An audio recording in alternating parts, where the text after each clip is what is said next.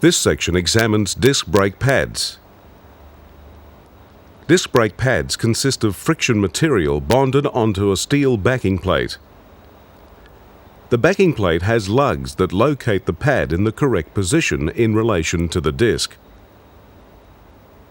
Calipers are usually designed so that the condition of the pads can be checked easily once the wheel has been removed, and to allow the pads to be replaced with a minimum of disassembly. Some pads have a groove cut into the friction surface. The depth of this groove is set so that when it can no longer be seen, the pad should be replaced.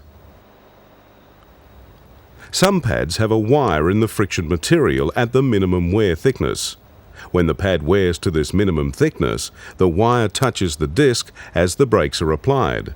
A warning light then tells the driver the disc pads are due for replacement. The composition of the friction material affects brake operation. Materials which provide good braking with low pedal pressures tend to lose efficiency when they get hot. This means the stopping distance will be increased. Materials which maintain a stable friction coefficient over a wide temperature range generally require higher pedal pressures to provide efficient braking.